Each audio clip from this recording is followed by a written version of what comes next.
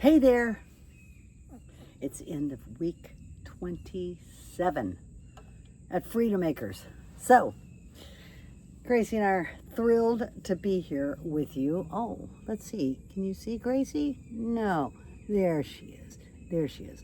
Let's lower the camera just a touch so we can make sure that you get to see Gracie, because she really is mostly the star of the show. She just allows me to be here with her. So, the end of week 27, and this has been an incredibly wet, rainy week. Now, I'm not complaining, just so you know. I am not complaining one little bit, because, of course, the plants love the rain. And I want them to have as much as possible. And not only that, but well, it saves me watering, so that's kind of nice. That's kind of nice too. That's about an hour, at least an hour every night, and sometimes I water another 30 minutes in the morning. But that's about an hour a day that I can be doing something else, which is quite lovely in my book. So lots of benefits to the rain. And, you know, in terms of me getting stuff done outside, besides the fact that I work during the week, and I'm here on the deck working, I'm on the phone, I'm working, but I can't get out and do things. So let's add some rain that's happening every day. And what that says is that I don't get out there and get as much done when it's raining, and thundering and lightning and doing the type of things that it's been doing all week, like literally all week this week. It usually reserves itself for the late afternoon, but it has no problem surprising me in the morning. That's just kind of how it's been going.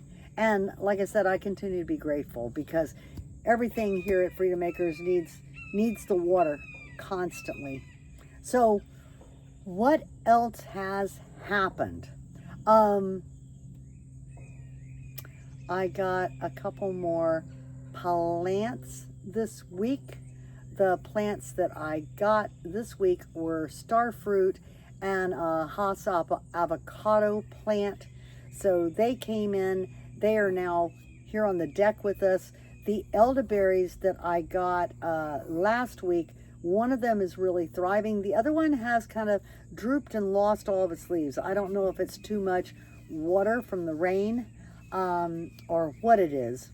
For those of you that have been with me for a while, you know that what I have above my head here is I have a sailcloth that actually like helps block the sun, so that it's not quite as hot here on the deck, but it is not by any stretch of the imagination weather resistant or waterproof. So when it pours here, it just pours in deluges on the plants that are here on the deck, the same way as if they were out there. So even though the plants here on the deck I have more control over them, which is why some of them live here for a while, is so that I can grow them and get their roots stronger and get them healthier before I place them outside. But there's some things like the weather that I just have no control over. So if a plant cannot tolerate the rain, it presents a problem. Now I do have that little I do have that little greenhouse over there that I can put a few plants in, but really only a few on the ground level there. So, you know, someday in the future there may be a real greenhouse that allows me to have more control over certain plants, but that hasn't happened yet. Here in year one, everybody kind of fends for themselves to some degree. So we'll let them keep fending for themselves, and I try my best to protect them as much as I can. At least I can protect them from heat, or get them in the sun, or do those kind of things. So got some new plants this week. That was very exciting. Oh, also got some more society garlics. Those are all sitting in front of the deck right here. And number one, they're very pretty, like kind of a lavenderish color. Number two, the butterflies seem to think that they're pretty. The butterflies just love them. They come swarming around. Today I had 2 hummingbirds that spent a lot of time at the feeder, and then they came over here and danced on each of the, I now have 8 of these society garlic plants here, and they danced all over those plants, and then they came over to the blue suede shoe plants that were over here in the kitchen garden, and they danced all over there. They were having a fabulous time. So I appreciate any of the plants that call to the birds, the butterflies, the hummingbirds, the whole array. You know, a lot of times it's interesting to me because I sit out here and I work all day, every day. And with my eyes, I get to see things like the hummingbirds. But if I'm on the phone with somebody, I obviously need to be, number one, paying attention to who I'm on the phone with. And number two, even if I could, I can't obviously record while I'm talking on the phone. So a lot of moments I kind of catch them out of the corner of my eye, and then I don't get to catch them for you. So I apologize for not catching some of the exciting things that I talk about, but there'll be a moment when it'll happen, and it'll happen at the right time is what I trust. So rain. Today my friend Heather came up. She drove in from St. Petersburg, and we got to hang out and catch up. We hadn't caught up in a little while in person, so she came up here, and so it was actually just perfect because I couldn't really get out and do the trimmer mower stuff that I wanted to do. There were points in time that it wasn't raining, but I didn't want to get started with it. And it rained all night last night, so the grass was wet. You know what I'm talking about. Just would have been a mower trimmer mess, basically. So it was perfect timing. Heather and I got to catch up and hang out, and I did nothing today. I just hung out, drank my beverages, enjoyed my time with Heather, and didn't sweat and drool on the land, which is quite fun to do, actually, just to be able to be here, because I do love being here so very much. Did I tell you what bliss this is for me? Yeah, I think I did, about 1,000,000 times. So I am still in Blissland here. What else did I do this week? I went and talked to a company that builds sheds. So, again, if you've been around for a while, you kind of know there's been a progression. I have had a chunk of my remaining personal things in a storage unit since I left South Florida 5-something years ago. There was a stay in St. Pete, there was a stay in Tampa, and then now I have been here. Gee gosh, we're going on the 7-month mark now. And so what that requires is that I have somewhere to empty that shed out into here on the property. And even though I could probably fit it in the shipping container, the storage shipping container, what I'd really like to do is put it in a shed here near the house. That way it's easy access process for me. I can go there, I can clean things out. I suspect that over half of it I can release at this point, since I haven't needed it in 5 years, so, 5+ years. So I'm pretty sure I probably don't need it now. And then there's a lot of things that I will be keeping, like all of my my crystals. I've been missing my crystals, all my gorgeous big amethyst and quartz crystals. I've been missing them quite a bit. So there are things like that I will be keeping. Excuse me. And then, of course, all my business paperwork, because you still are required to keep X amount of years of business paperwork here in the state of Florida. So there are things that I will be keeping, and thus the reason for the shed. So I'd like to have it right here near the house, and then there are a couple of other things that will go in that shed. One thing that will go in that shed is the washer dryer from the inside. So I'm going to have a plumber and an electrician show up and take care of setting the shed up so that I can move the washer dryer out, and then I'll have more room inside the tiny home that I live in. But the washer dryer will be right here nearby, so it won't be a problem to, trot on down and do a load of clothes if I need to do that.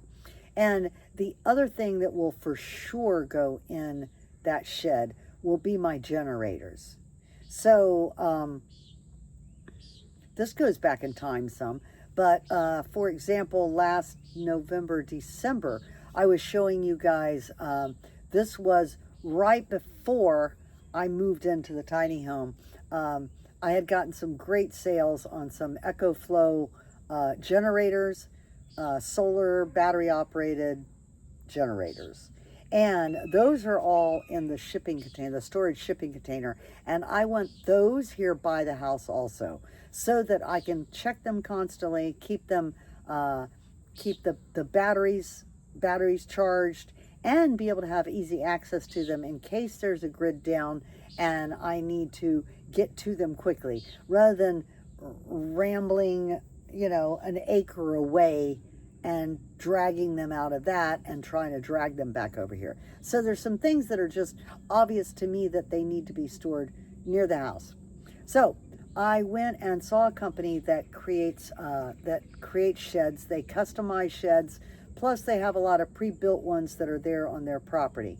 And let's just say I was impressed. Yep, I was impressed. I called and talked to one of the women the day before. Then I showed up yesterday and spoke to the other woman that runs the two of them run the office there at one of the locations. It is a company with several locations. They seem incredibly reasonable. Their testimonials and reviews are all great, and their prices were wonderful. They will come and put the foundation, the piers in that the shed will sit on. The sheds themselves are all warranted. I think 50 years was the warranty on them. They're warranties for termites because they are wood sheds, but they've been treated, and there's a warranty on that. They are fully, like, full floors, just like the shipping container, like full sturdy, strong floors, and they sit on top of piers as part of the requirements of this county. They are in this county, by the way, the folks that I talked to. So that was very exciting. The price is right. I think that I am going to purchase one and have them, they're going to customize the color on it for me to match the house, and we're gonna put it right over here. And I think the deal is that I will go ahead and probably hit the button on that sometime within the next week, and get that ball rolling, so that I can then once they've delivered it and set it up and done everything they need to do, then I can get a moving truck and get my stuff from St. Pete. Love the idea of that. There was another exciting moment inside of all of this, and it was part of what I realized yesterday, and then I realized again today in having conversations with Heather. And that is, one of the things they've said to me is that they also do their own permitting. So if it's under 120 square feet, I don't have to have it permitted. This was going to be a smaller shed that I put here, so I don't have any permitting issues with that whatsoever. But if it is larger than that, then now we run into permitting. And you guys, if you know, once again, if you've been around for a while, you know that I lived through a 3-year permitting issue to get the certificate of occupancy on this house. I have like zero desire to go through any other permitting in this particular county ever again. But they have a permit person at the shed place, and according to them, she's very good. She has been around a long time. She always wins her game with the county, and of course they've been working with the county for a long time, so they know the ins and outs. What does this mean? This means that I could put up other sheds from them. I could even, they do sheds, they do barns, pole barns, full barns, barnuminiums. They do tiny houses. Yep, you heard right. Tiny houses. They do that too. They do carports, which is the other thing that I want to get here, but I just am not getting to, I'm going to do the shed first. But they do a whole array of buildings.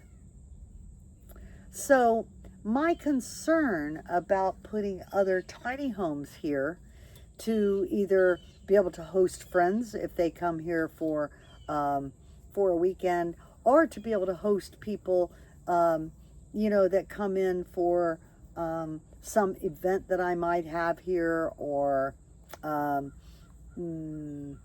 like a weekend, or even someone that might want to stay here for a month, 2 months, whatever.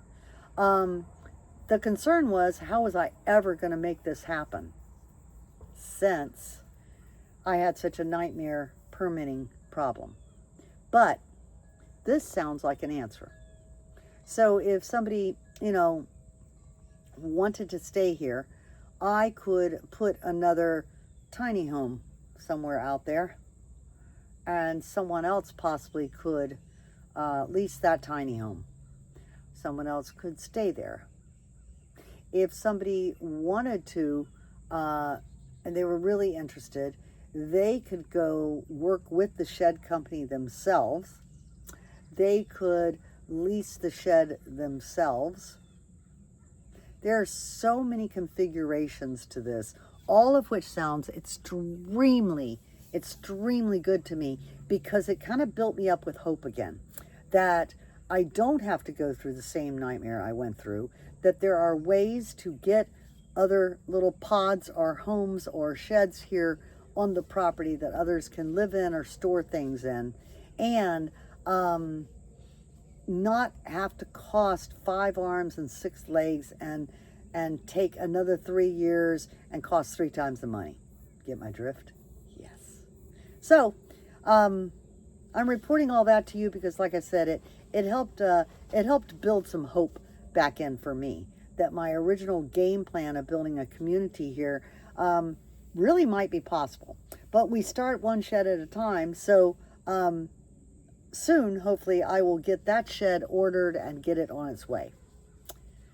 I think that's about it for this week. I'm going to start rambling if I don't cut things off here. So, Gracie, you ready? Yeah. All right, so Gracie and I, we send you freedom. Freedom, freedom, freedom, all the freedom at Freedom Makers.